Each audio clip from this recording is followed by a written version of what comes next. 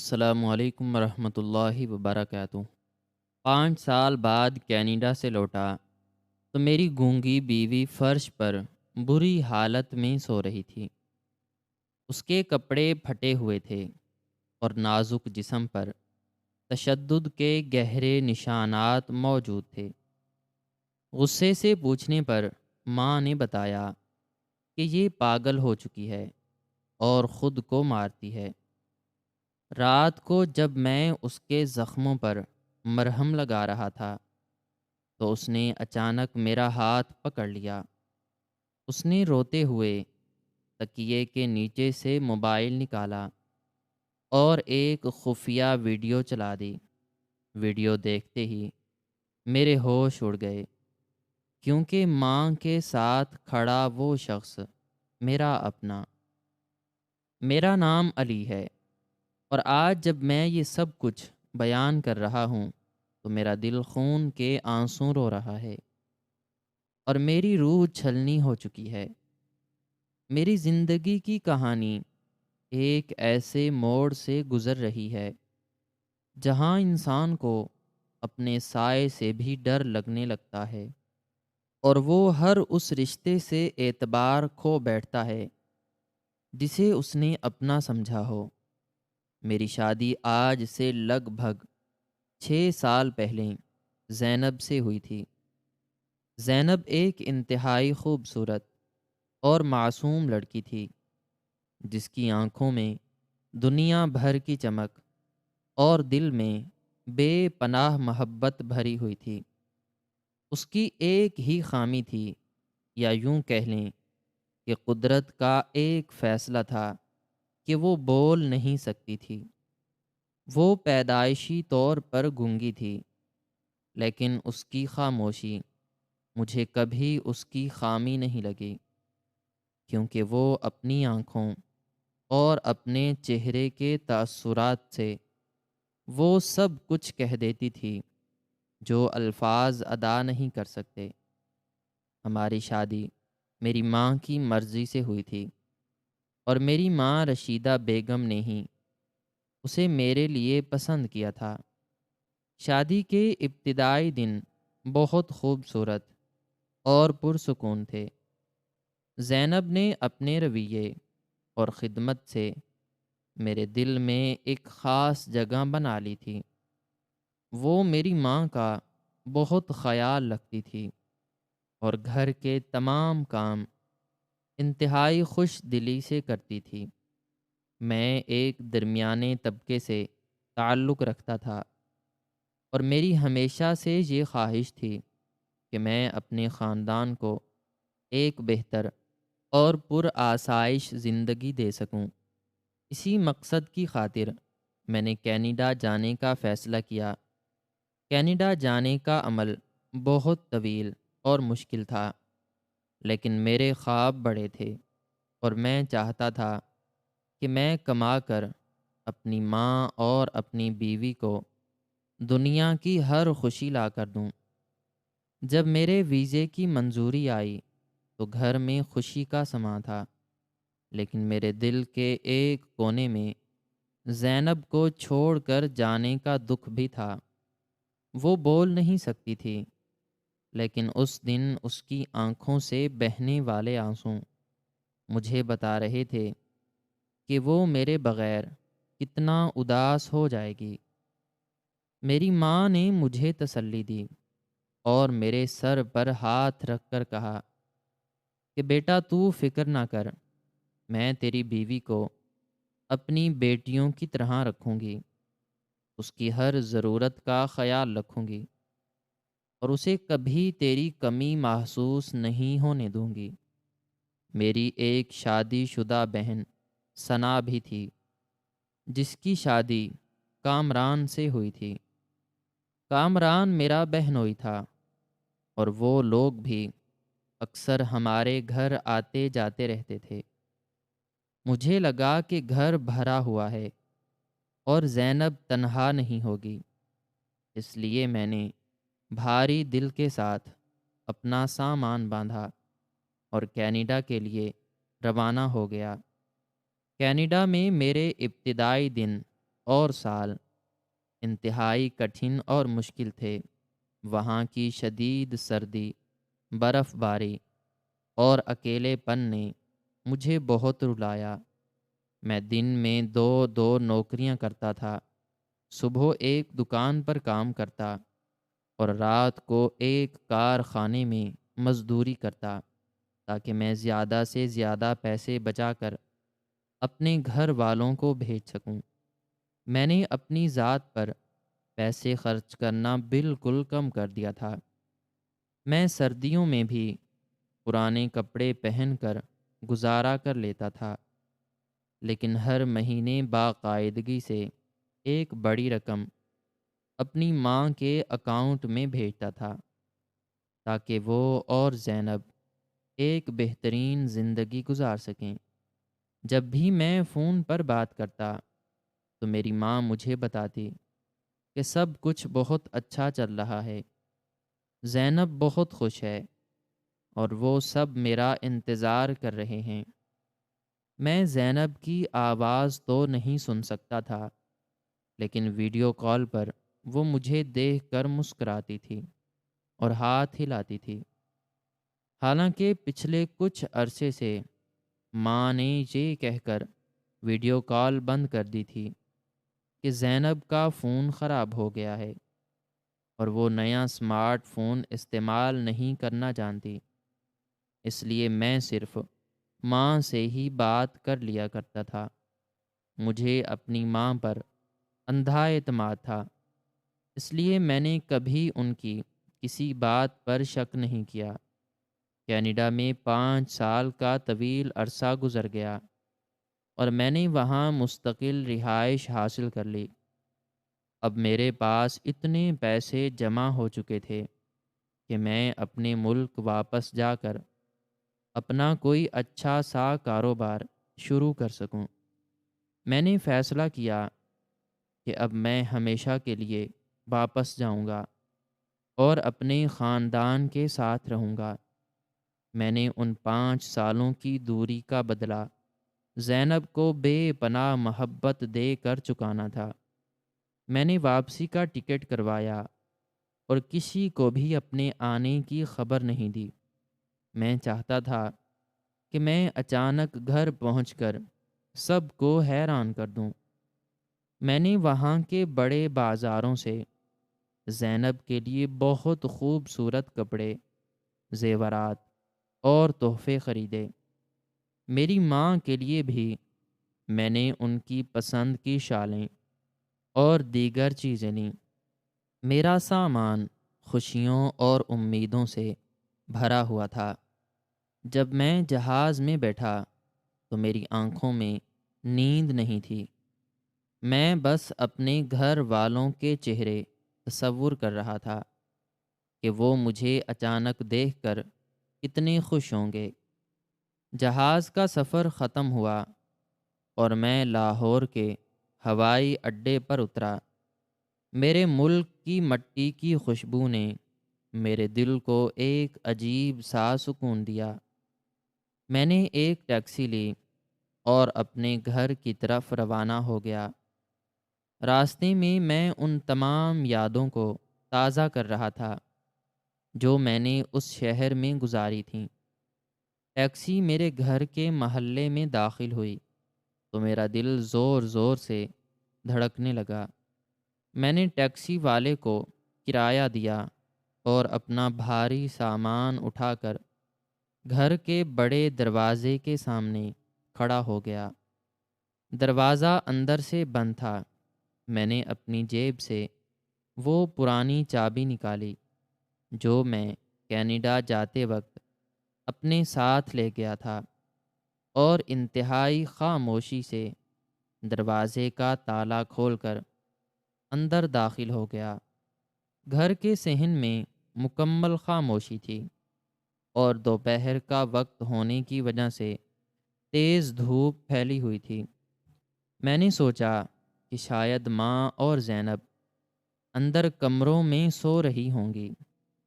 میں نے اپنا سامان وہیں صحن میں رکھا اور دبے قدموں چلتا ہوا اندرونی دالان کی طرف بڑھا۔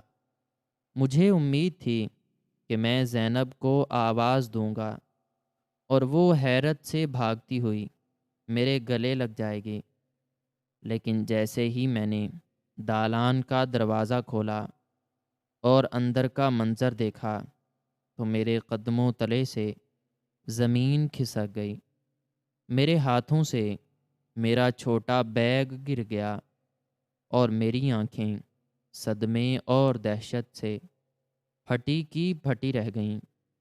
میرے سامنے فرش پر ایک کونے میں کوئی انسان پڑا ہوا تھا، لیکن اس کی حالت اتنی بھیانک اور خستہ تھی کہ میں اسے پہلی نظر میں پہچان ہی نہیں پایا۔ وہ فرش پر پڑی ہوئی ایک عورت تھی جس کے بال بری طرح الجھے ہوئے تھے اور اس نے انتہائی پرانے اور پھٹے ہوئے کپڑے پہنے ہوئے تھے۔ وہ ایک گٹھڑی کی طرح خود کو سمیٹے ہوئے سو رہی تھی یا شاید بے ہوش پڑی تھی۔ میں نے کانپتے ہوئے قدموں سے اس کے قریب جا کر جھکا اور جب میں نے اس کے چہرے کے آگے سے وہ میلے اور الجھے ہوئے بال ہٹائے تو میرے حلق سے ایک فلک شگاف چیخ نکلتے نکلتے رہ گئی۔ وہ کوئی اور نہیں بلکہ میری اپنی بیوی زینب تھی، وہی زینب جسے میں 5 سال پہلے ایک چاند کی طرح دمکتی ہوئی چھوڑ کر گیا تھا۔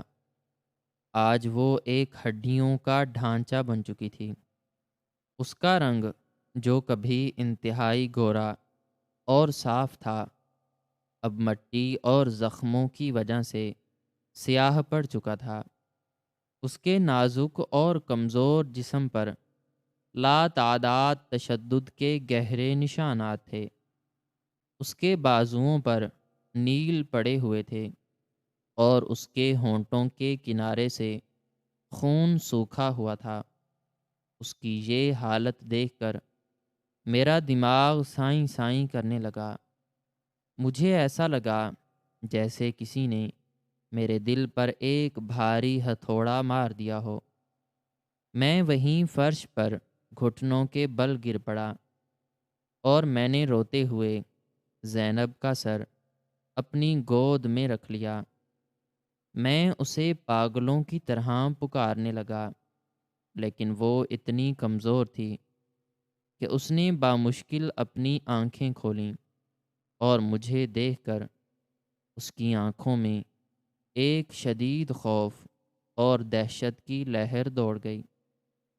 اس نے مجھ سے دور ہونے کی کوشش کی اور اپنے ہاتھ سے اپنے چہرے کو بچانے لگی، جیسے میں اسے مارنے آیا ہوں۔ میری آنکھوں سے آنسوؤں کا سیلاب بہہ نکلا اور میں اس کے اس درد کو دیکھ کر تڑپ اٹھا۔ میں نے اسے سینے سے لگا لیا اور روتے ہوئے کہا کہ زینب، میں ہوں تمہارا علی، میں واپس آ گیا ہوں، مجھے دیکھو۔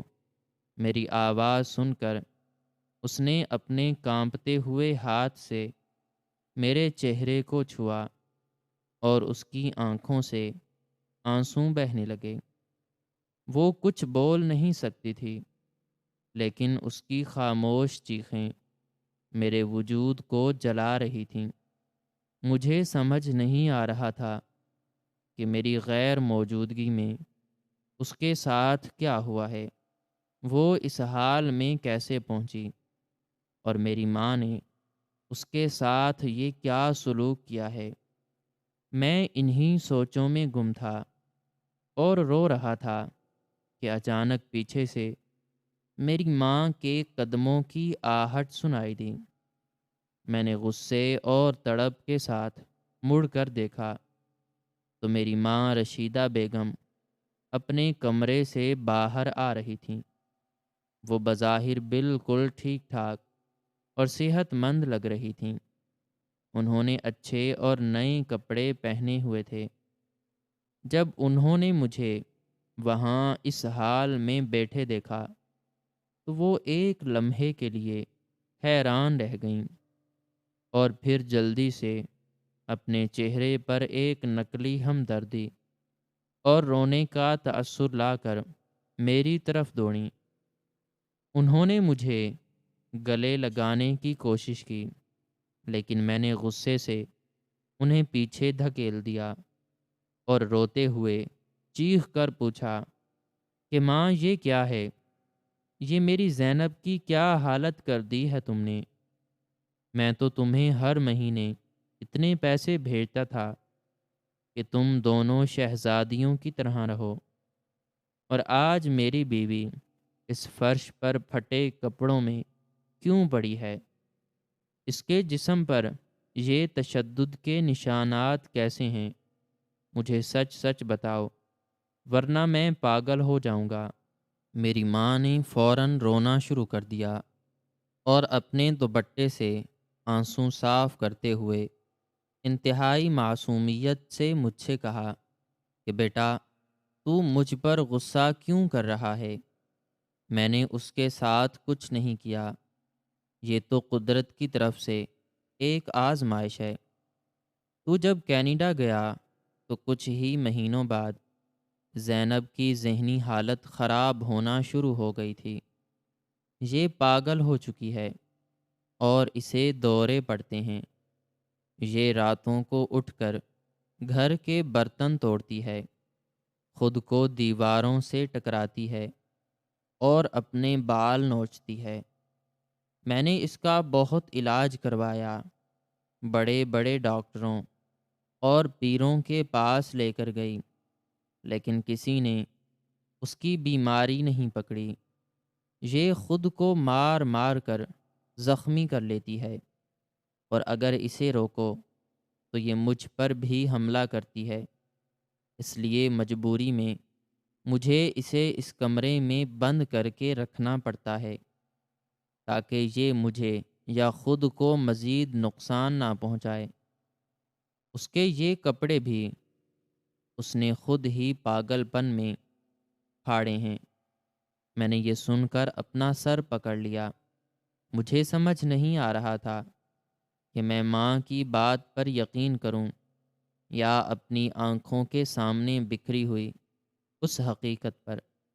میں جانتا تھا کہ زینب ایک انتہائی پرسکون اور صابر لڑکی تھی۔ اس کا ذہنی توازن اس طرح کیسے خراب ہو سکتا ہے؟ میں نے ماں سے پوچھا کہ تم نے مجھے ان 5 سالوں میں ایک بار بھی نہیں بتایا کہ زینب کی یہ حالت ہے۔ تو ماں نے جواب دیا کہ بیٹا، تو پردیس میں اکیلا محنت کر رہا تھا، میں تجھے پریشان نہیں کرنا چاہتی تھی۔ میں سوچتی تھی کہ یہ ٹھیک ہو جائے گی تو تجھے خوشخبری دوں گی، لیکن اس کی حالت دن بدن بگڑتی گئی۔ میری ماں کی ان باتوں نے مجھے مکمل طور پر الجھا دیا تھا۔ میرا ذہن کام نہیں کر رہا تھا۔ میں نے زینب کو اپنی باہوں میں اٹھایا۔ وہ اتنی ہلکی ہو چکی تھی کہ مجھے محسوس ہی نہیں ہو رہا تھا کہ میں نے کسی انسان کو اٹھایا ہوا ہے۔ میں اسے لے کر سیدھا اپنے اس پرانے کمرے میں گیا جہاں ہم شادی کے بعد رہا کرتے تھے۔ میں نے اسے نرم بستر پر لٹایا۔ اس کا پورا جسم کانپ رہا تھا اور وہ مسلسل رو رہی تھی۔ میں نے گھر کی الماریوں سے اس کے لیے پرانے لیکن صاف کپڑے نکالے اور باتھ روم سے گرم پانی اور تولیہ لے کر آیا۔ میری ماں باہر کھڑی مجھے دیکھ رہی تھی۔ میں نے ان سے کہا کہ آپ مجھے اکیلا چھوڑ دیں، میں خود اپنی بیوی کی دیکھ بھال کروں گا۔ جب ماں وہاں سے چلی گئیں تو میں نے کمرے کا دروازہ بند کر دیا۔ میں نے انتہائی نرمی اور احتیاط سے زینب کا چہرہ اور ہاتھ پاؤں صاف کیے۔ اس کے زخموں پر مٹی جمی ہوئی تھی، جسے صاف کرتے ہوئے اس کی آنکھوں سے درد کے مارے آنسو نکل رہے تھے۔ میں نے اسے نئے کپڑے پہنائے اور پھر اپنے سامان میں سے دوائیوں کا ڈبہ نکالا جس میں کچھ مرہم اور دوائیاں موجود تھیں۔ رات کا اندھیرا چھا چکا تھا اور کمرے میں صرف ایک بلب کی مدھم روشنی پھیلی ہوئی تھی۔ میں اس بلب کی روشنی میں زینب کے پاس بستر پر بیٹھ گیا اور اس کے جسم پر موجود ان گہرے اور تکلیف دہ زخموں پر آہستہ آہستہ مرہم لگانے لگا۔ اس کی پیٹھ اور بازوؤں پر جو نشانات تھے وہ ایسے لگ رہے تھے جیسے کسی نے اسے موٹے ڈنڈوں یا لوہے کی تاروں سے پیٹا ہو۔ مجھے اپنی ماں کی اس بات پر بالکل بھی یقین نہیں آ رہا تھا کہ کوئی انسان پاگل پن میں خود کو اتنی بے دردی سے مار سکتا ہے کہ اس کے جسم پر ایسے سیدھے اور گہرے نشانات پڑ جائیں۔ میں روتا جا رہا تھا اور اس کے زخموں پر مرہم لگاتا جا رہا تھا۔ میرا دل چاہ رہا تھا کہ میں چیخ چیخ کر اس ظالم دنیا سے پوچھوں کہ میری معصوم اور بے زبان بیوی کے ساتھ یہ کیا ظلم ہوا ہے۔ زینب خاموشی سے میرے چہرے کو دیکھ رہی تھی۔ اس کی آنکھوں میں ایک عجیب سی چمک تھی، جیسے وہ مجھے کچھ بتانا چاہتی ہو، جیسے اس کے اندر کا کوئی درد باہر آنے کے لیے تڑپ رہا ہو۔ وہ بول نہیں سکتی تھی، لیکن اس کے آنسوں اس کے سارے دکھ بیان کر رہے تھے۔ میں نے اس کے ماتھے پر ایک بوسہ دیا اور کہا کہ زینب، اب میں آ گیا ہوں، اب تمہیں کوئی کچھ نہیں کہے گا۔ میں تمہیں یہاں سے دور لے جاؤں گا اور تمہارا بہترین علاج کرواؤں گا۔ یہ سب سوچتے ہوئے جب میں اس کے زخموں پر مرہم لگا رہا تھا تو میرا ذہن ماضی کی ان وادیوں میں بھٹک رہا تھا جب میں نے زینب کو پہلی بار دیکھا تھا۔ وہ لال جوڑے میں سجی ایک حور لگ رہی تھی۔ میں نے اسے دیکھتے ہی فیصلہ کر لیا تھا کہ میں اپنی پوری زندگی اس کے نام کر دوں گا۔ میں نے اسے کبھی یہ احساس نہیں ہونے دیا تھا کہ وہ بول نہیں سکتی۔ میں اس کے ہر اشارے کو سمجھنے میں فخر محسوس کرتا تھا۔ میں کینیڈا کی ان سرد راتوں میں جب درجہ حرارت -ڈگری تک گر جاتا تھا تو صرف زینب کی تصویر دیکھ کر اپنے اندر ایک گرم جوشی اور طاقت محسوس کرتا تھا۔ میں برف کے طوفانوں میں بھی پیدل چل کر فیکٹری جاتا تھا تاکہ میں کچھ اضافی پیسے کما سکوں۔ میں نے اپنی ساری جوانی اور اپنی ساری خوشیاں اس امید پر قربان کر دی تھیں کہ جب میں واپس جاؤں گا تو ایک بڑا گھر لوں گا، زینب کو دنیا کی سیر کرواؤں گا اور اسے وہ تمام آسائشیں دوں گا جو وہ اپنے لیے چاہتی ہے۔ لیکن میں کتنا بے وقوف تھا۔ میں جس جنت کے خواب دیکھ رہا تھا وہ تو حقیقت میں ایک جہنم بن چکی تھی، اور اس جہنم میں میری سب سے پیاری چیز جل کر خاک ہو چکی تھی۔ میں نے زینب کی پیٹھ پر لگے ایک پرانے اور گہرے زخم پر انتہائی نرمی سے روئی کی مدد سے دوا لگائی تو وہ درد سے کراہ اٹھی اور اس کے جسم میں ایک جھرجھری سی پیدا ہوئی۔ میں نے روتے ہوئے اس کے ماتھے کو چوما اور کہا کہ زینب، مجھے معاف کر دو، میں ایک برا شوہر ہوں۔ میں تمہیں اس ظالم دنیا کے حوالے کر کے چلا گیا۔ میں تمہیں ان درندوں کے بیچ چھوڑ گیا۔ کاش میں نے تمہیں اپنے ساتھ لے جانے کی کوشش کی ہوتی۔ کاش میں دولت کے پیچھے نہ بھاگتا۔ کاش میں تم سے دور نہ جاتا۔ میری ان باتوں پر اس نے اپنے کمزور ہاتھ سے میرے منہ پر ہاتھ رکھ دیا، جیسے وہ مجھے مزید کچھ بولنے سے روک رہی ہو۔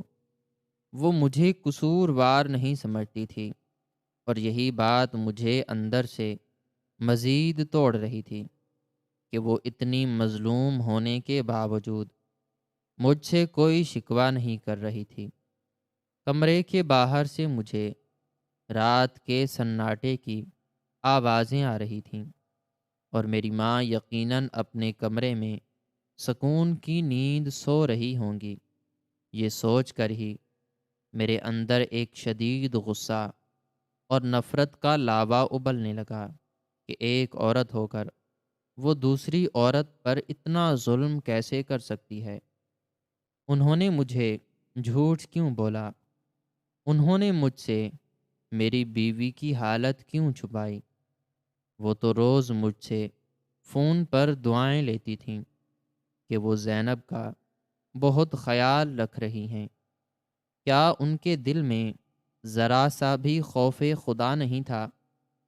میں نے زینب کے ہاتھ پر موجود کٹے ہوئے نشانات کو دیکھا، جو ایسے لگ رہے تھے جیسے کسی نے کسی تیز دھار آلے سے لگائے ہوں۔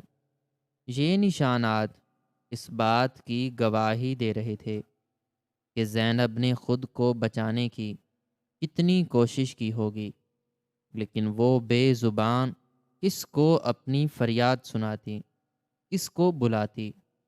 وہ تو درد میں بھی چیخ نہیں سکتی تھی۔ میں انہی سوچوں میں الجھا ہوا تھا اور مسلسل اس کے زخموں پر مرہم رکھ رہا تھا۔ میرا دل چاہ رہا تھا کہ میں اس کے سارے درد اپنے اندر اتار لوں اور اسے وہ ساری خوشیاں دے دوں جو میں نے اس کے لیے کما کر رکھی تھیں۔ رات کا پہر ڈھل رہا تھا اور میں بستر پر بیٹھا اس کے زخموں کی تکلیف کو محسوس کر رہا تھا۔ میں نے دوا کی شیشی بند کر کے سائیڈ ٹیبل پر رکھی اور اس کے اوپر کمبل اوڑھا دیا تاکہ اسے سردی نہ لگے۔ میں نے سوچا کہ اسے سونے دوں گا اور صبح ڈاکٹر کو بلا کر اس کا مکمل چیک اپ کرواؤں گا، لیکن زینب کی آنکھوں میں نیند نہیں تھی۔ وہ مجھے مسلسل دیکھے جا رہی تھی۔ اس کی آنکھیں مجھے بتا رہی تھیں کہ جو کچھ میں نے دیکھا ہے وہ اس ظلم کا صرف ایک معمولی سا حصہ ہے، اور اصل کہانی تو ابھی باقی ہے، جسے سن کر شاید میں زندہ بھی نہ رہ سکوں۔ میں نے اس کے پاس لیٹنے کا ارادہ کیا ہی تھا کہ اس نے اچانک میرا ہاتھ اتنی سختی سے پکڑ لیا کہ میں حیران رہ گیا۔ زینب نے اپنے کانپتے ہوئے ہاتھوں سے وہ پرانا موبائل فون تکیے کے نیچے سے نکالا تو میرے دل کی دھڑکنیں ایک لمحے کے لیے تھم گئیں، کیونکہ یہ وہی پرانا فون تھا جو میں کینیڈا جانے سے پہلے گھر چھوڑ گیا تھا، اور میری ماں نے مجھے بتایا تھا کہ یہ فون خراب ہو چکا ہے اور زینب اسے استعمال کرنا نہیں جانتی۔ لیکن آج وہ فون زینب کے لرزتے ہوئے ہاتھوں میں تھا، اور اس کی سکرین کی ہلکی سی روشنی اس کے خوف زدہ اور آنسوؤں سے بھیگے ہوئے چہرے پر پڑ رہی تھی۔ اس نے اپنے نحیف اور کمزور انگوٹھے سے اس فون کی سکرین کو چھوا اور اس میں موجود ایک خفیہ فولڈر کو کھول کر ایک ویڈیو چلا دی، اور پھر اس فون کو میرے سامنے کر دیا۔ میں نے حیرت اور پریشانی کے عالم میں اس چھوٹی سی سکرین کی طرف دیکھا تو اس میں چلنے والے منظر نے میرے پیروں تلے سے زمین کھینچ لی۔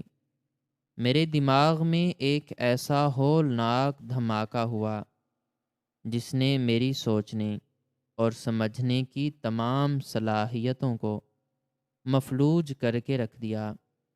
میری آنکھیں حیرت صدمے اور ناقابل بیان دہشت سے پھٹی کی پھٹی رہ گئیں، اور میرا سانس میرے حلق میں کسی تیز کانٹے کی طرح اٹک گیا، کیونکہ اس ویڈیو میں جو کچھ نظر آ رہا تھا وہ میری سوچ اور میرے تصور سے بھی ہزاروں گنا زیادہ بھیانک، لرزہ خیز اور روح فرسا تھا۔ اس ویڈیو میں اسی کمرے کا منظر تھا جہاں ہم اس وقت بیٹھے تھے۔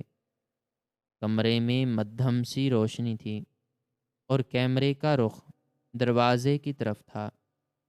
ایسا لگ رہا تھا کہ زینب نے یہ فون کسی کتاب یا الماری کے پیچھے انتہائی مہارت اور خوف کے عالم میں چھپا کر رکھا تھا تاکہ کوئی اسے دیکھ نہ سکے۔ ویڈیو میں دروازہ کھلتا ہے اور میری ماں رشیدہ بیگم کمرے میں داخل ہوتی ہیں۔ ان کے چہرے پر ایک انتہائی سرد اور بے حس تاثر تھا جو میں نے اپنی زندگی میں کبھی نہیں دیکھا تھا۔ ان کے پیچھے ایک اور شخص کمرے میں داخل ہوتا ہے، اور اس شخص کو دیکھتے ہی میری جان نکل گئی اور میرے وجود کا سارا خون ایک ہی لمحے میں جم کر برف ہو گیا، کیونکہ میری ماں کے ساتھ کھڑا وہ شخص کوئی اور نہیں بلکہ میرا اپنا سگا بہنوئی کامران تھا۔ جی ہاں، وہی کامران جسے میں اپنے سگے بھائیوں کی طرح سمجھتا تھا، جس کی ہر ضرورت کو میں نے پردیس میں خون پسینہ ایک کر کے پورا کیا تھا، جس کے کاروبار کے لیے میں نے کینیڈا کی شدید سردی میں راتوں کو جاگ کر پیسے کمائے تھے۔ آج وہ درندہ ایک شفاق اور غلیظ مسکراہٹ کے ساتھ میری غیر موجودگی میں میرے کمرے میں میری بے زبان بیوی کے سامنے کھڑا تھا۔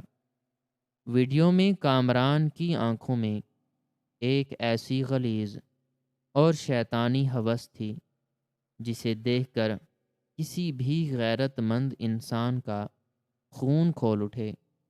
وہ آہستہ آہستہ چلتا ہوا زینب کی طرف بڑھتا ہے، اور زینب ڈر کے مارے کمرے کے ایک کونے میں سمٹ جاتی ہے۔ وہ اپنے دونوں ہاتھ جوڑ کر میری ماں کی طرف دیکھتی ہے اور روتے ہوئے اشاروں سے ان کی منتیں کرتی ہے کہ وہ اسے اس درندے سے بچا لیں۔ لیکن میری ماں، جس کے قدموں تلے جنت ہونے کا دعویٰ کیا جاتا ہے، وہ پتھر کی مورتی بنی دروازے کے پاس کھڑی رہتی ہے اور انتہائی بے حسی اور صفاکی سے زینب کی طرف دیکھ کر کہتی ہے کہ دیکھ زینب، کامران جو کہتا ہے وہ خاموشی سے مان لے۔ اس کی بات ماننے میں ہی تیری بھلائی ہے، ورنہ تو جانتی ہے کہ یہ میری بیٹی ثنا کو طلاق دے کر گھر سے نکال دے گا، اور میں اپنی سگی بیٹی کا گھر اجڑتا ہوا نہیں دیکھ سکتی۔ تیرا تو اس دنیا میں ویسے بھی کوئی نہیں ہے، تیرا شوہر ہزاروں میل دور بیٹھا ہے اور تو گونگی ہے، تیری فریاد کون سنے گا؟ اس لیے خاموشی سے وہ سب کر جو میرا داماد چاہتا ہے۔ میری بیٹی کا گھر بسانے کے لیے تجھے یہ قربانی دینی پڑے گی۔ میری ماں کے یہ الفاظ کسی زہریلے خنجر کی طرح میرے سینے میں اتر رہے تھے۔ مجھے یقین نہیں آ رہا تھا کہ جس ماں کے لیے میں نے اپنی جوانی پردیس کی بھٹی میں جھونک دی تھی، وہ ماں ایک دوسری عورت کی مجبوری اور بے بسی کا اس قدر گھنونا سودا کر رہی تھی۔ وہ ایک بیٹی کا گھر بچانے کے لیے کسی دوسرے کی بیٹی کی عزت اور اس کی زندگی کو ایک درندے کے آگے ڈال رہی تھی۔ ویڈیو میں کامران ایک کہکہا لگاتا ہے اور زینب کے قریب جا کر کہتا ہے کہ تیرا شوہر تو کینیڈا میں بیٹھ کر ڈالر کما رہا ہے اور وہ اگلے کئی سالوں تک واپس نہیں آئے گا۔ میں یہاں موجود ہوں، تجھے میری ہر بات ماننی پڑے گی۔ زینب شدت سے اپنا سر نفی میں ہلاتی ہے اور روتے ہوئے پیچھے ہٹنے کی کوشش کرتی ہے۔ وہ اپنے دوپٹے سے خود کو چھپانے کی ناکام کوشش کرتی ہے، لیکن کامران کا غصہ اس کی اس مزاحمت پر بھڑک اٹھتا ہے۔ وہ اپنی کمر سے چمڑے کی موٹی بیلٹ نکالتا ہے اور زینب پر وحشیانہ طریقے سے وار کرنا شروع کر دیتا ہے۔ زینب کے منہ سے کوئی آواز نہیں نکلتی، لیکن اس کے جسم کا ہر حصہ اس درد سے تڑپ اٹھتا ہے۔ کامران اسے بے دردی سے مارتا ہے اور میری ماں وہیں کھڑی یہ سارا ظلم اپنی آنکھوں سے دیکھتی رہتی ہے، اور کامران کو روکنے کے بجائے الٹا زینب کو برا بھلا کہتی ہے کہ تم ایک ضدی اور نافرمان عورت ہو جو میری بیٹی کا گھر خراب کرنا چاہتی ہو۔ کامران کے ہر وار کے ساتھ زینب کے جسم پر ایک نیا زخم ابھرتا ہے۔ اس کے کپڑے پھٹ جاتے ہیں اور اس کے ہونٹوں سے خون رسنے لگتا ہے۔ وہ بے ہوش ہو کر فرش پر گر جاتی ہے، لیکن وہ ظالم درندہ پھر بھی اسے ٹھڈے مارتا ہے اور کہتا ہے کہ جب تک تو میری بات نہیں مانے گی تیرا یہی حشر ہوتا رہے گا، اور ہم دنیا کو یہی بتائیں گے کہ تو پاگل ہو چکی ہے اور خود کو مارتی ہے۔ ویڈیو کا یہ آخری منظر دیکھ کر میرے ہاتھوں سے وہ فون چھوٹ کر فرش پر گر گیا اور میرے دماغ میں ایک ایسا ہولناک طوفان برپا ہو گیا جس نے میری پچھلی تمام زندگی کے سارے رشتوں، سارے عقیدوں اور ساری محبتوں کو ایک ہی جھٹکے میں جلا کر خاک کر دیا۔ میرا سانس اکھڑنے لگا اور مجھے محسوس ہوا جیسے میرے ارد گرد کی ہر چیز تیزی سے گھوم رہی ہے۔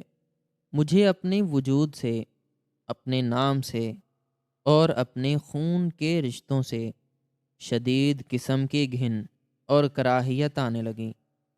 میں جس جنت کے خواب دیکھ کر کینیڈا کی برفانی راتوں میں جاگتا رہا، وہ جنت تو میری غیر موجودگی میں ایک غلیظ اور شیطانی جہنم بن چکی تھی، اور اس جہنم کی آگ بھڑکانے والی کوئی اور نہیں بلکہ میری اپنی سگی ماں تھی۔ میں نے اپنے کانپتے ہوئے ہاتھوں کو اپنے چہرے پر رکھا اور دھاڑیں مار مار کر رونا شروع کر دیا۔ میرے آنسو تھمنے کا نام نہیں لے رہے تھے۔ میں نے روتے ہوئے زینب کی طرف دیکھا جو اب بھی خوف سے کانپ رہی تھی، اور اس کی آنکھوں میں وہی پرانی التجا تھی۔ میں نے آگے بڑھ کر اسے اپنے سینے سے لگا لیا اور اس کے ماتھے کو چومتے ہوئے کہا کہ زینب، مجھے معاف کر دو۔ میں کتنا اندھا تھا، میں کتنا بے وقوف تھا جو ان ظالموں پر اعتبار کر کے تمہیں ان کے رحم و کرم پر چھوڑ گیا۔ کاش میں نے کبھی پردیس کا رخ نہ کیا ہوتا، کاش میں غریب ہی رہتا، لیکن تمہاری حفاظت تو کر سکتا تھا۔ تم نے اتنے سال یہ ظلم سہا اور ایک لفظ بھی نہیں کہہ سکی۔ تمہاری ان خاموش چیخوں نے آج میرے وجود کو چھلنی کر دیا ہے۔ میری ان باتوں پر زینب نے اپنے کمزور اور زخمی ہاتھوں سے میرے آنسو صاف کیے اور مجھے تسلی دینے لگی۔ وہ خود اتنی ٹوٹی ہوئی تھی، لیکن پھر بھی وہ مجھے دلاسا دے رہی تھی۔ میرے اندر کا دکھ اب ایک انتہائی خوفناک اور سرد غصے میں تبدیل ہو چکا تھا۔ میرے سینے میں انتقام کی ایک ایسی آگ بھڑک اٹھی تھی جسے اب کسی کے آنسوں اور کسی کی منتیں نہیں بجھا سکتی تھیں۔ میں نے زینب کو بستر پر لٹایا، اس کے اوپر کمبل اوڑھا اور اس سے اشارے میں کہا کہ وہ بالکل نہ ڈرے، کیونکہ اب میں آ گیا ہوں اور اب ان ظالموں کا حساب کرنے کا وقت آ گیا ہے۔ میں اپنی جگہ سے اٹھا، میرے قدموں میں ایک عجیب سی طاقت اور میرے چہرے پر ایک موت جیسی سرد مہری تھی۔ میں نے کمرے کا دروازہ کھولا اور سیدھا اپنی ماں کے کمرے کی طرف بڑھا۔ رات کا پچھلا پہر تھا اور پورے گھر میں ہو کا عالم تھا۔ میری ماں اپنے نرم اور گرم بستر پر انتہائی سکون کی نیند سو رہی تھیں۔ انہیں اس بات کا ذرہ برابر بھی اندازہ نہیں تھا کہ ان کے گناہوں کا وہ گھنونا اور کالا گھڑا جو انہوں نے پچھلے 5 سالوں میں بھرا تھا، وہ آج ان کے سر پر پھوٹنے والا ہے۔ میں نے غصے سے ان کے کمرے کا دروازہ زور سے لات مار کر کھولا۔ دروازے کے کھلنے کی زوردار آواز سے میری ماں گھبرا کر اور ہڑبڑا کر اٹھ بیٹھیں۔ انہوں نے خوف زدہ نظروں سے میری طرف دیکھا اور پوچھا کہ کیا ہوا ہے علی، تو اتنے رات گئے اس طرح دروازہ کیوں توڑ رہا ہے؟ میں نے کوئی جواب دیے بغیر آگے بڑھ کر ان کے بازو کو انتہائی سختی سے پکڑا اور انہیں بستر سے نیچے کھینچ لیا۔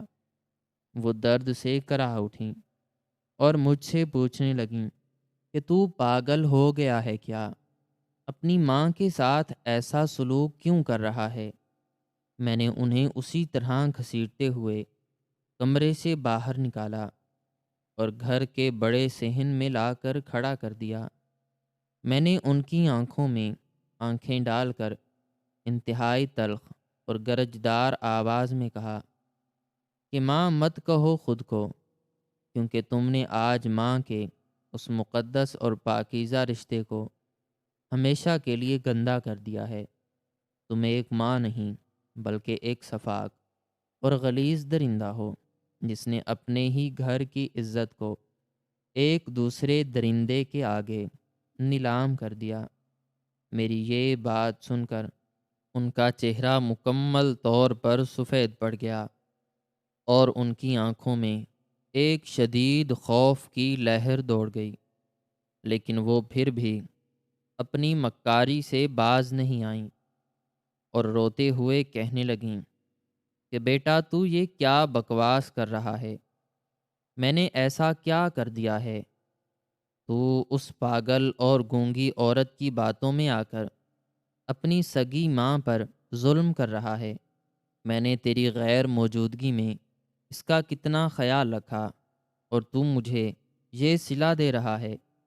ان کی یہ جھوٹی اور مکارانہ باتیں سن کر میرے اندر کا غصہ مزید بھڑک اٹھا۔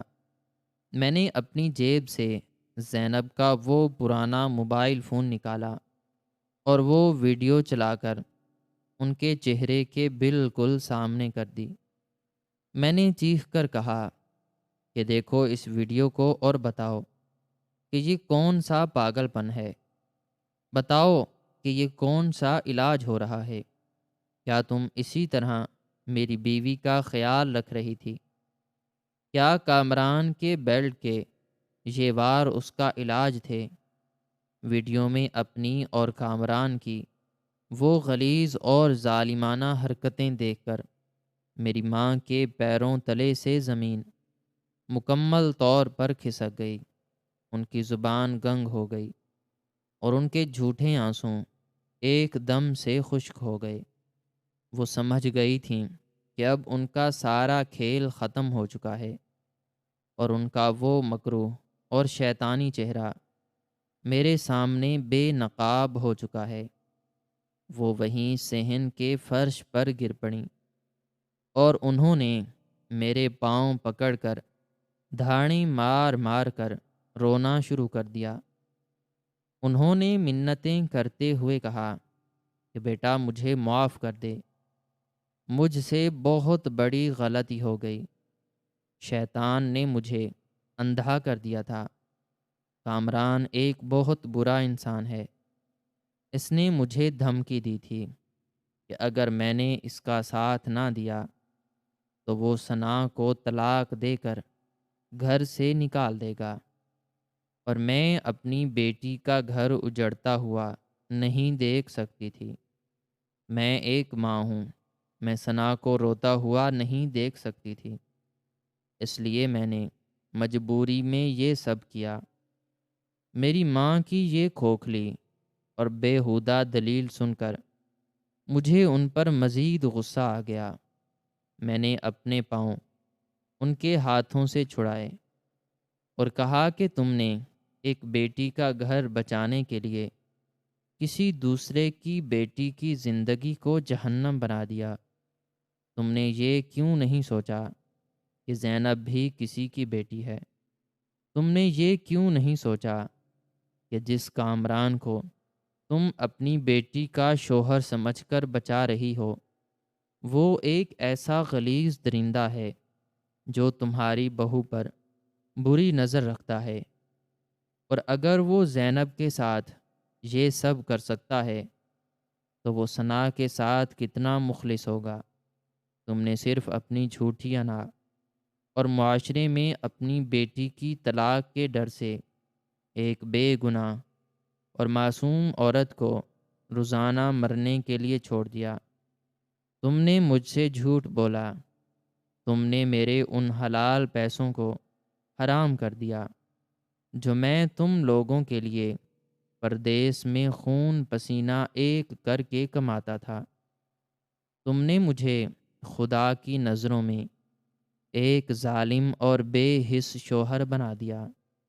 تم میری ماں کہلانے کے لائق نہیں ہو۔ آج سے میرا اور تمہارا ہر رشتہ ہمیشہ کے لیے ختم ہو چکا ہے۔ میں نے انہیں اسی حال میں روتا ہوا چھوڑا اور ان سے کہا کہ ابھی اور اسی وقت کامران کو فون کرو اور اسے کہو کہ وہ فوراً یہاں آئے۔ اسے یہ مت بتانا کہ میں واپس آ گیا ہوں، اسے بس یہ کہنا کہ زینب نے ہار مان لی ہے اور وہ اسے جو چاہے کر سکتا ہے۔ میری ماں نے روتے ہوئے انکار کرنے کی کوشش کی، لیکن میں نے ان پر زوردار چیخ ماری اور کہا کہ اگر تم نے ابھی اسے فون نہیں کیا تو میں ابھی پولیس کو بلا کر یہ ویڈیو ان کے حوالے کر دوں گا، اور تم دونوں ساری زندگی جیل کی کال کوٹری میں سڑو گی۔ میری اس دھمکی سے وہ بری طرح ڈر گئیں اور انہوں نے کانپتے ہوئے ہاتھوں سے اپنا فون نکالا اور کامران کا نمبر ملایا۔ میں نے ان کے سر پر کھڑے ہو کر انہیں سختی سے ہدایت دی کہ وہ بالکل نارمل آواز میں بات کریں گی۔ فون کی گھنٹی بجی اور کامران نے نیند بھری آواز میں فون اٹھایا۔ میری ماں نے روتے ہوئے اور کانپتی ہوئی آواز کو چھپاتے ہوئے اس سے کہا کہ کامران جلدی سے ہمارے گھر آ جاؤ، زینب بہت بیمار ہے اور اس نے فیصلہ کیا ہے کہ وہ تمہاری ہر بات ماننے کے لیے تیار ہے، تم بس جلدی سے آ جاؤ۔ کامران کی آواز میں ایک دم سے شیطانی خوشی اور ہوس جاگ اٹھی۔ اس نے فوراً کہا کہ میں بس 10 منٹ میں وہاں پہنچ رہا ہوں۔ فون بند ہونے کے بعد میں نے ماں کو وہیں صحن میں زمین پر بیٹھے رہنے کا حکم دیا اور خود گھر کے مین گیٹ کے پاس اندھیرے میں چھپ کر کھڑا ہو گیا۔ میرے ہاتھوں کی مٹھیاں بھینچی ہوئی تھیں اور میرے جسم کا سارا خون میرے دماغ کی طرف دوڑ رہا تھا۔ میں اس درندے کے آنے کا بے صبری سے انتظار کر رہا تھا۔ میں نے اس گھر کا مین گیٹ تھوڑا سا کھلا چھوڑ دیا تھا تاکہ وہ سیدھا اندر آ سکے۔ ٹھیک 10 منٹ بعد ایک موٹر سائیکل کے رکنے کی آواز آئی اور گھر کا دروازہ کھلا۔ کامران انتہائی بے باکی اور رعونت کے ساتھ گھر کے اندر داخل ہوا۔ اس نے ایک عام سا لباس پہنا ہوا تھا اور اس کی آنکھوں میں وہی پرانی ہوس اور لالچ چمک رہا تھا۔ وہ سیدھا صحن کی طرف بڑھا جہاں میری ماں زمین پر بیٹھی رو رہی تھیں۔ اس نے میری ماں کو دیکھ کر انتہائی غرور سے کہا کہ کیا ہوا بڈھی، کیوں رو رہی ہے؟ کہاں ہے وہ گونگی عورت؟ آج تو میں اس کا سارا غرور خاک میں ملا دوں گا۔ یہ کہتے ہوئے اس نے اپنے قدم زینب کے کمرے کی طرف بڑھانے کی کوشش کی، لیکن اس سے پہلے کہ وہ ایک قدم بھی آگے بڑھا پاتا، میں اندھیرے سے نکل کر ایک بھوکے اور خون خوار شیر کی طرح اس پر جھپٹ پڑا۔ میں نے پیچھے سے اس کی گردن کو اپنے مضبوط ہاتھوں میں دبوچ لیا اور اسے پوری طاقت سے زمین پر پٹخ دیا۔ وہ اس اچانک حملے کے لیے بالکل تیار نہیں تھا اور زوردار آواز کے ساتھ صحن کے پکے فرش پر گر پڑا۔ وہ گھبرا کر مڑا اور جب اس نے میری شکل دیکھی تو اس کے ہوش مکمل طور پر اڑ گئے۔ اس کی آنکھیں حیرت اور شدید خوف سے پھٹی کی پھٹی رہ گئیں اور اس کا رنگ ایک دم سے سفید پڑ گیا۔ وہ ہکلا کر بولا کہ علی، تم یہاں کب آئے؟ تم تو کینیڈا میں تھے۔ میں نے اس کی بات کا کوئی جواب نہیں دیا اور اس کے چہرے پر ایک زوردار اور وحشیانہ گھونسا رسید کیا۔ اس کے منہ سے ایک چیخ نکلی اور اس کے ہونٹوں سے خون بہنے لگا۔ میں نے اس کے گریبان کو پکڑا اور اسے زمین سے اٹھا کر دوبارہ دیوار کے ساتھ پوری طاقت سے دے مارا۔ میرے اندر پچھلے 5 سالوں کی تھکاوٹ، میرے پردیس کا دکھ، میری زینب کے آنسوں اور اس کی وہ تمام خاموش چیخیں ایک لرزہ خیز غصے میں تبدیل ہو چکی تھیں۔ میں اسے جانوروں کی طرح پیٹ رہا تھا۔ میں نے اس کے منہ پر، اس کی چھاتی پر اور اس کے پیٹ پر بے تحاشا گھونسے اور لاتیں ماریں۔ وہ درد سے کراہ رہا تھا اور مجھ سے معافیاں مانگ رہا تھا۔ وہ کہہ رہا تھا کہ علی، مجھے معاف کر دو، مجھ سے غلطی ہو گئی، شیطان نے مجھے بھٹکا دیا تھا، لیکن میں اس کی کسی بات کو نہیں سن رہا تھا۔ میں نے وہ چمڑے کی بیلٹ اٹھائی جو اس نے زینب کو مارنے کے لیے استعمال کی تھی، اور میں نے اس بیلٹ سے اسے اس قدر بے دردی سے مارنا شروع کیا کہ اس کے کپڑے پھٹ گئے اور اس کے جسم سے خون رسنے لگا۔ وہ زمین پر سانپ کی طرح تڑپ رہا تھا اور میری ماں وہیں کھڑی دھاڑیں مار مار کر رو رہی تھیں اور مجھے روکنے کی کوشش کر رہی تھیں، لیکن میرے سر پر اس وقت صرف اور صرف انتقام کا بھوت سوار تھا۔ میں نے اسے مار مار کر آدھواں کر دیا۔ اس کی ایک ٹانگ اور اس کا ایک بازو مکمل طور پر ٹوٹ چکا تھا، پر اب وہ ہلنے کے قابل بھی نہیں رہا تھا۔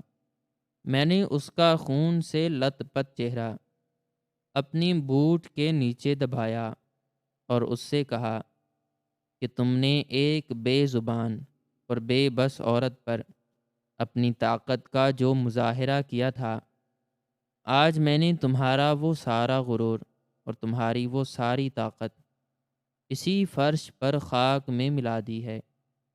تم ایک نامرد اور غلیظ انسان ہو جس نے ایک عورت کی مجبوری کا فائدہ اٹھانے کی کوشش کی۔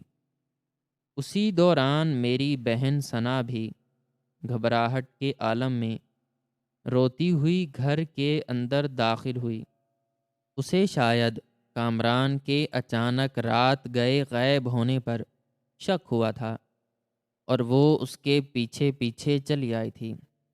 جب اس نے اپنے شوہر کو اس خون آلود اور دردناک حالت میں زمین پر پڑا دیکھا تو وہ چیختی ہوئی اس کی طرف بھاگی اور مجھ سے الجھنے لگی کہ میں نے اس کے شوہر کے ساتھ یہ کیا ظلم کیا ہے۔ وہ روتے ہوئے مجھ پر الزام لگانے لگی کہ میں نے پردیس سے آتے ہی اس کا گھر اجاڑ دیا ہے۔ میں نے انتہائی سرد مہری سے ثنا کی طرف دیکھا اور پھر اپنی جیب سے وہ فون نکال کر اس کے ہاتھ میں دے دیا اور اس سے کہا کہ جس شوہر کے لیے تم آج مجھ سے لڑ رہی ہو اور جس کا گھر بچانے کے لیے تمہاری اس ظالم ماں نے میری بیوی کی زندگی کو جہنم بنا دیا، پہلے اس ویڈیو کو دیکھو اور پھر فیصلہ کرو کہ تمہارا شوہر کون ہے اور میں کون ہوں۔ ثنا نے کانپتے ہاتھوں سے وہ فون پکڑا اور جب اس نے وہ ویڈیو دیکھی تو اس کے پیروں تلے سے زمین کھسک گئی۔ اس کے ہاتھ سے فون گر گیا اور وہ بے ساختہ زمین پر بیٹھ کر پھوٹ پھوٹ کر رونے لگی۔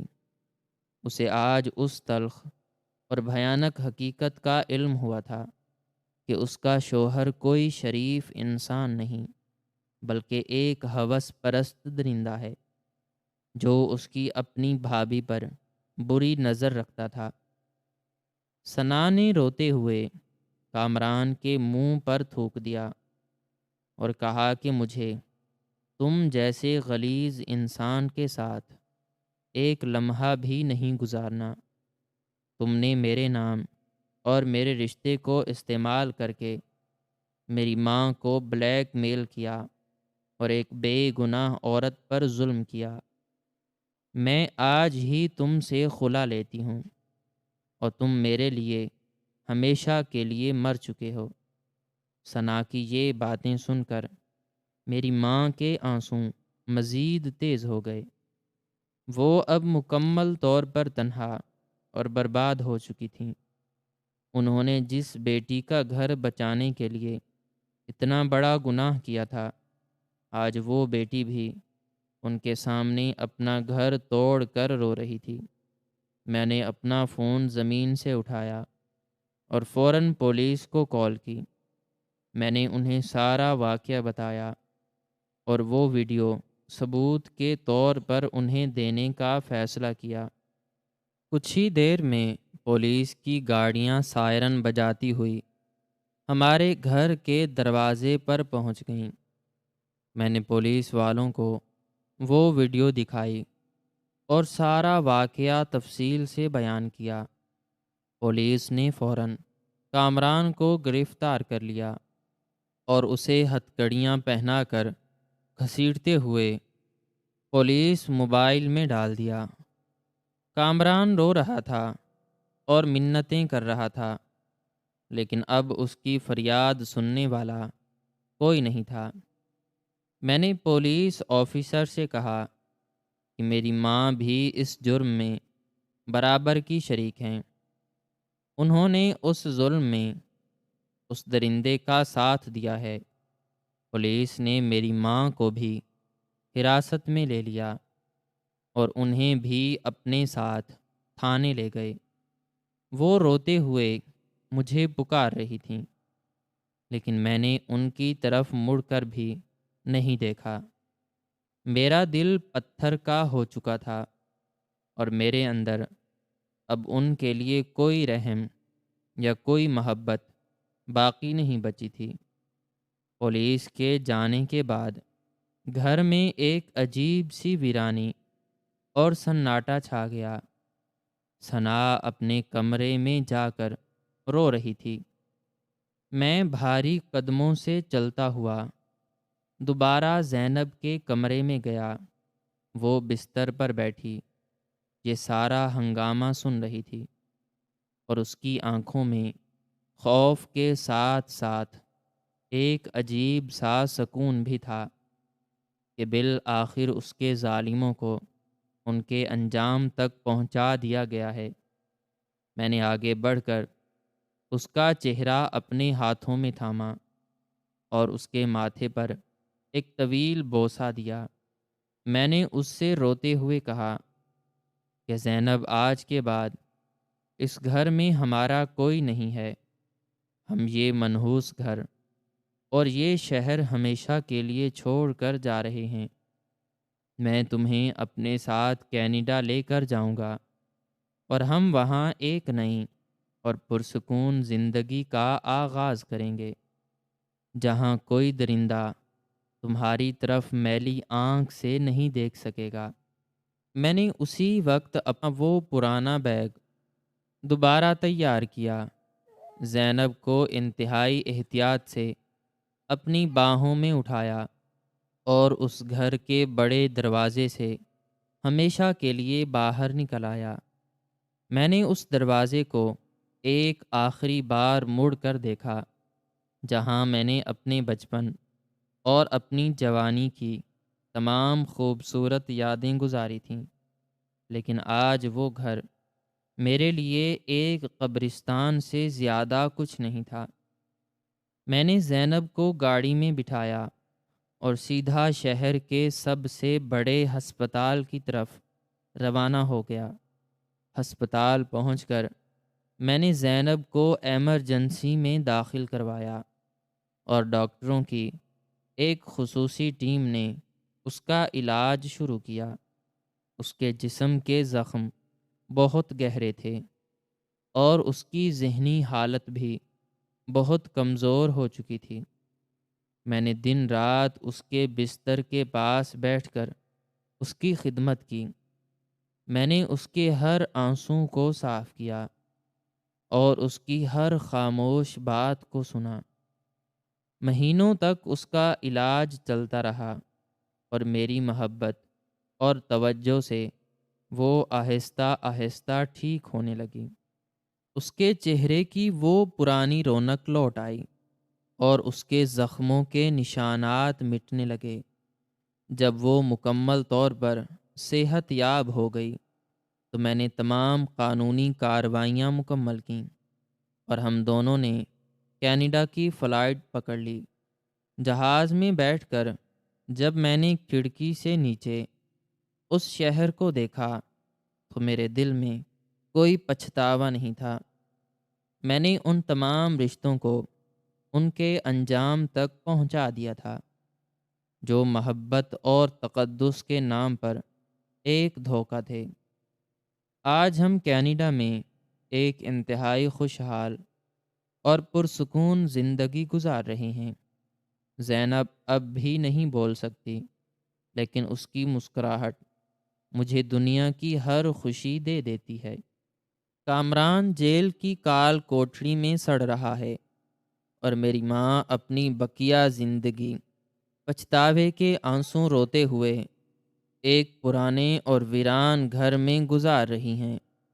انہیں نہ بیٹی کا سکھ ملا اور نہ بیٹے کا سہارا۔ یہ ان کے اس گناہ کی سزا ہے جو انہوں نے ایک بے بس اور بے زبان عورت پر کیا تھا، اور یہی قدرت کا وہ اٹل قانون ہے کہ جو کسی بے گناہ کی خاموش آہوں کو نظر انداز کر کے اپنے فائدے کے لیے ظلم کرتا ہے، تو پھر قدرت اسے کبھی معاف نہیں کرتی، اور اس کی سزا اتنی بھیانک ہوتی ہے کہ دنیا کے لیے عبرت کا نشان بن جاتی ہے۔ میری یہ کہانی ہر اس انسان کے لیے ایک سبق ہے جو رشتوں کے تقدس کو اپنی انا اور لالچ کے بھینٹ چڑھا دیتا ہے کہ ظلم کی رات چاہے کتنی ہی لمبی کیوں نہ ہو، سچائی اور انصاف کا سورج ایک نہ ایک دن ضرور طلوع ہوتا ہے، اور ظالموں کو ان کے کیے کی وہ عبرتناک سزا ملتی ہے جسے وہ اپنی آخری سانس تک نہیں بھول پاتے۔ ناظرین، ہماری آج کی یہ سٹوری آپ کو کیسی لگی؟ کمنٹ سیکشن میں اپنی رائے کا اظہار ضرور کریں، اور مزید اس طرح کی ویڈیوز دیکھنے کے لیے ویڈیو کو لائک کریں، شیئر کریں اور چینل کو لازمی سبسکرائب کریں۔ شکریہ۔